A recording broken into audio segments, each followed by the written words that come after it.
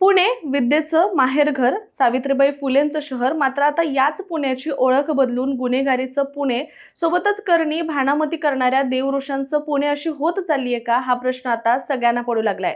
म्हणजे गेल्या आठवड्याभरातच सुरुवातीला स्वप्नील लांडे, यानंतर उमेश तांगुदे आणि यानंतर आता नंबर लागलाय तो म्हणजे स्वयंघोषित गुरु मोनाली विधाते यांचा. अंगावर 1.5 किलो सोनं घालून या महिलेनं दवाखान्यात उपचार घेत असणाऱ्या एका महिला रुग्णाला कुंकू लावून बरं करण्याचा प्रयत्न केलाय. त्यामुळे सध्या हे प्रकरण सगळीकडेच चांगलं चर्चेत आलंय. त्यामुळे या देवऋषांच्या हातात अशी कुठली ताकद आहे की लोक त्यांच्यावर इतका आंधळेपणाने विश्वास ठेवतात, त्यांना दवाखान्यात बोलवून त्यांच्याकडून कुंकू लावून घेतात. त्यामुळे अगोदरच्या दोन्ही प्रकरणांमध्ये सुद्धा म्हणजेच ज्युनियर भोंदू स्वप्नील लांडे आणि उमेश तांगुदे यांच्याप्रमाणेच या प्रकरणामध्ये सुद्धा जेव्हा मोनाली विधातेवर टीका होऊ लागली, तेव्हा त्यांचे अनेक समर्थक पुढे आले आणि त्यांनी मोनाली विधातेची खिंड लढवायला सुद्धा सुरुवात केली. शिवाय अनेक व्हिडिओ, शेकडो कमेंट्स विधातेच्या समर्थनार्थ पुढे येऊ लागल्या. त्यामुळे नक्की कोण आहे मोनाली विधाते आणि ती इतकी चर्चेत का आलीये, या सगळ्याबद्दल व्हिडिओच्या माध्यमातून बोलूयात. नमस्कार, मी रामेश्वरी आणि तुम्ही पाहताय कट टू कट. अंधश्रद्धा निर्मूलन समिती आणि पोलिसांच्या कारवाया तरी सुद्धा महाराष्ट्रातील, विशेषतः पुण्यातील अंधश्रद्धेचं पेव आणि देवऋषांचं प्रस्त जे आहे ते काही थांबायचं नाव घेत नाहीये. स्वतःला अंबाबाईचे, काळूबाईचे, मांढर देवीचे सेवक म्हणून घेणारे हे लोक रोज काही ना काही नवीन कारनामा करतायत आणि कधी श्रद्धाळू लोकांना पाय धुवून पाणी प्यायला लावतायत, तर कुणी आणखी काहीतरी विचित्र करायला लावतंय. मात्र आता नंबर आलाय तो म्हणजे मोनाली विधातेचा लागलाय. मोनाली विधातेचा एक व्हिडिओ सध्या सोशल मीडियावर चांगलाच व्हायरल होतोय आणि मोनाली आई विधाते या नावानं या बाई ज्या आहेत त्या सोशल मीडियावर सक्रिय असून 6 लाखांहून अधिक फॉलोअर्स त्यांचे आहेत. दरम्यान सध्या या बाईच्या व्हायरल व्हिडिओमध्ये जर आपण पाहिलं तर या बाईच्या अंगावर भरगच्च सोन्याचे मोठमोठे दागिने पाहायला मिळत आहेत, ज्यामध्ये रुग्णाच्या कपाळावर केवळ कुंकू लावून त्यांचे गंभीर आजार बरे होत असल्याचा दावा सुद्धा ही महिला करते. आणि हा व्हिडिओ सोशल मीडियावर व्हायरल झाल्यानंतर आता या संपूर्ण प्रकरणावरून राजकीय आणि सामाजिक वर्तुळामध्ये सुद्धा प्रतिक्रिया उमटू लागल्यात. शिवसेना उद्धव बाळासाहेब ठाकरे पक्षाच्या महिला पदाधिकारी रेखा कोंडे यांनी या प्रकरणाची पुणे पोलिसांनी तातडीने दखल घेऊन कारवाई करावी अशी मागणी केली आहे.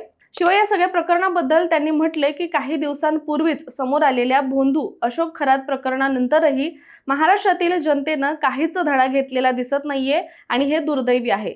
सांस्कृतिक राजधानी मानल्या जाणाऱ्या पुण्यातही आज अशीच परिस्थिती पाहायला मिळते. सोशल मीडियाचा वापर करून अशा अघोरी किंवा भ्रम निर्माण करणाऱ्या भोंदूगिरीचं उदात्तीकरण केलं जातंय.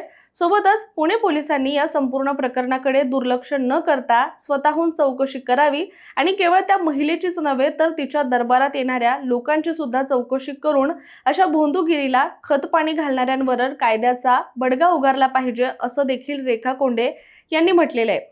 मात्र रेखा कोंडे यांच्या या सगळ्या आरोपानंतर मोनाली विधाते यांनी सुद्धा आपली चांगलीच बाजू मांडली आहे आणि त्या नेमकं काय म्हणाल्या त्याच्यावर सुद्धा आपण नजर टाकूया. तर आपण कोणताही अघोरी उपाय करत नाही किंवा भोंदूगिरी करत नाही असा दावा मोनाली विधातेने केलाय. शिवाय आपण फक्त लोकांच्या कपाळावर कुंकू लावतोय आणि कपाळावर कुंकू लावणं ही भारतीय संस्कृती आणि परंपरेचा भाग आहे, मग त्याला अंधश्रद्धा कसं म्हणता येईल असा सवाल सुद्धा त्यांनी उपस्थित केलाय. दरम्यान मोनाली विधातेच्या म्हणण्यानुसार लोक आई साहेबांना नवस बोलतात आणि त्यांचा नवस पूर्ण झाल्यानंतर ओटी घेऊन येतात. गेल्या वर्षीचा एक व्हिडिओ आता व्हायरल करून आपली बदनामी केली जात असल्याचं सुद्धा त्यांनी म्हटलंय आणि आमची तिसरी पिढी हे धार्मिक काम करत असून आजीच्या निधनानंतर आपल्याला आई साहेबांचा संचार झाला असा दावा सुद्धा विधाते यांनी केलाय आणि भक्त आशेने येतात आणि त्यांना मार्गदर्शन केलं जातं. अनेकांना फरक पडला असल्याचं देखील लोकांनी सांगितलेलं आहे. मात्र आपण कुणालाही डॉक्टरांकडे जाऊ नका असं सांगितलं नसल्याचं सुद्धा विधाते यांनी म्हटलंय. शिवाय उलट डॉक्टरांची गरज प्रत्येकालाच आहे आणि मला स्वतःला सुद्धा असल्याचं विधाते यांनी स्पष्ट केलंय. आणि आपण लोकांकडून पैसे घेत नाही, ज्यांचं काम होतं ते लोक इथे काहीतरी ठेवून जातात असा दावा सुद्धा त्यांनी केलाय. शिवाय आपल्या अंगावरील काही सोनं ओरिजिनल असून काही दागिने केवळ काही ग्रामचे आहेत असं स्पष्टीकरण देत त्यांनी सोन्याच्या दागिन्यावरून होणारे आरोप सुद्धा फेटाळून लावलेत. दरम्यान या प्रकरणामध्ये सामाजिक कार्यकर्त्या तृप्ती देसाई यांनी सुद्धा उडी घेत मोनाली विधाते यांच्यावर अनेक गंभीर आरोप केलेत. म्हणजे पुरुष भोंदूगिरी करतात तशी महिलांकडून सुद्धा भोंदूगिरी केली जाते. अंधश्रद्धेला खतपाणी घालणाऱ्यांवर तातडीने कारवाई झाली पाहिजे अशी मागणी त्यांनी केली आहे. शिवाय तृप्ती देसाई यांनी मोनाली विधाते यांच्या पूर्वीच्या नावाचा आणि कथित पार्श्वभूमीचा उल्लेख करत 2016 सालच्या एका घटनेचा संदर्भ सुद्धा दिलाय। आपल्या आंदोलनामध्ये मोनाली विधाते सहभागी होत असताना पोलिसांनी त्यांच्या पार्श्वभूमीबाबत आपल्याला माहिती दिली होती असा दावा तृप्ती देसाईंनी केलाय आणि त्यानंतर मोनाली वाव्हळ अचानक मोनाली विधाते झाल्या असं देखील त्यांनी इथे नमूद केलंय। शिवाय मोनाली विधाते यांच्या आर्थिक परिस्थितीवर सुद्धा त्यांनी प्रश्न उपस्थित करत पूर्वी घालण्यासाठी यांच्याकडे कपडे नव्हते, मात्र आता मोठ्या प्रमाणात सोनं आणि मर्सिडीज गाडी कुठून आली असा सवाल त्यांनी उपस्थित केलाय आणि आम्ही इतकी वर्ष काम करूनही आमच्याकडे काही नाही, मग एवढं सोनं आणि मर्सिडीज कशी आली असा प्रश्न तृप्ती देसाईंनी विधाते यांच्यावर उचलत भक्तांची लूट केल्याचा आरोप सुद्धा केलाय।